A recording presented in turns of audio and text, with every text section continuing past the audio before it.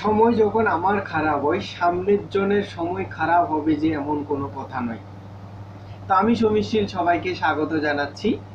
Very একটা interesting গল্প। একটা রাজ্যে রাজার কোনো পুত্র সন্তান নেই, কোনো ছেলেবেলে নেই। যখন ছেলেবেলে নেই রাজার, তখন রাজা অনেক ডক্টর বৈদ্য যত আসে সব দেখিয়ে নিয়েছে। দেখাতে দেখাতে উনি খুব টেনশনে পড়ে গেছে। রাজ্যের কোনো উত্তরাধিকারী নেই, তাহলে রাজ্যটাকে কি করব, কার হাতে দেবো আমি। তখন এটা ভাবতে ভাবতে ওনার বয়স শেষ হইতে যাচ্ছে। যখন বয়স শেষ হতে যাচ্ছে, তখন উনি ভাবতে লাগলো কি করা যায়। তখন উনি একটা হঠাৎ করে মাথায় বুদ্ধি এলো, একটা রাজা, একটা রাজ্য, সুন্দর একটা মহল করা যাক। তখন উনিও একটা সুন্দর মহল করলো। যখন উনি মহলটা করলো, গেটের গোড়ায় সুন্দর করে একটা লেখা লিখে দিয়েছে। লিখে দিয়ে ওটা উনি পুরো পুরো এলাকাতে, পুরো রাজ্যে উনি ডোল পিটিয়ে বলে দিয়েছে যে এই এই দরজাটা যে খুলতে পারে, কোনো ফর্মুলার কোনো কিছু ছাড়া যদি ওই দরজাটা খুলতে পারে, তাহলে আমি তাদেরকে এই রাজ্যের রাজা বানিয়ে দেবো। তাকে নতুন রাজা ওই হবে।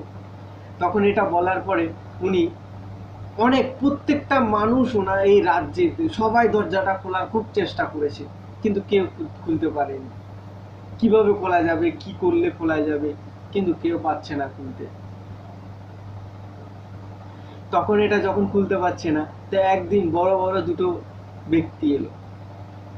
তো ওরা সকালবেলা দরজাটা খোলার জন্য প্ল্যানিং করছে, কিভাবে খোলা যায় দরজাটা। যখন দরজাটা কিভাবে খোলা যায় ওরা যখন প্ল্যানিং করছে, পিছনে একটা কম বয়সী একটা 20-25 বছরের একটা ছেলে দাঁড়িয়েছিল। তখন রাজা ছেলেটাকে দেখে থোড়া মানে একটুখানি ঘাবড়ে গেছে। যখন ঘাবড়ে গেছে, তখন বলছে, বাবু তুমি এদিকে আসো, তুমিও চেষ্টা করো, দেখো।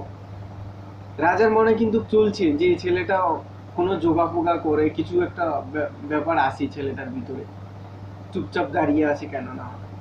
তো বলছে না, ওরা করুক, চেষ্টা করুক, ওরা যদি করতে পারে রাজা হয়ে যাবে, অসুবিধা কোথায়। যদি ওরা না পারে তাহলে আমি করব, আমাকে একটু বসার জায়গা দিই। তখন রাজার সাইডে ওনাকে বসতে দিয়েছে ছেলেটাকে। তখন ওই লোকেরা দুইজনই সকাল থেকে সন্ধ্যা হয়ে গেছে, খুলতে পারেনি দরজাটা। খুলতে যখন পারেনি, তখন ছেলেটার পালা এসছে। তখন ছেলেটা কি করেছে, দরজার কাছে গিয়ে দরজাটাকে আরামসে ঠেলে দিয়েছে। হাত দুটো ধরে এইভাবে ধাক্কা দিয়েছে। ধাক্কা দেওয়ার সঙ্গে সঙ্গে দরজাটা খুলে গেছে। যখন খুলে গেছে, সবাই আশ্চর্য হয়ে গেছে। তখন রাজাও হাসছে। তখন সবাই ওকে জিজ্ঞাসা করা শুরু করলো, এত সব বড় বড় লোকেরা সবাই বলছে, তুমি কি করে খুললে, তুমি কি ভাবলে দরজাটা এভাবে খুললে। বলছে কি, আমি বসে বসে ভাবছি, যখন আপনারা প্ল্যানিং করছেন তখন আমি বসে বসে ভাবছি এই দরজাটার পিছনে কোনো তো ইতিহাস নাও হতে পারে, এমন কোনো জাদু তো করেইনি হয়তো, দেখি আমি এরকম করে দেখি। তখন আমি হাত দিয়ে ধাক্কা মারলাম, দরজাটা খুলে গেল। তখন সবাই অবাক হয়ে গেছে। তো আমাদের প্রত্যেকের লাইফও ঠিক সেম। আমরা এমন কিছু জিনিস দেখে ঘাবড়ে যাই, যেটা আমরা করতে পারবো কিন্তু করার চেষ্টা করি না।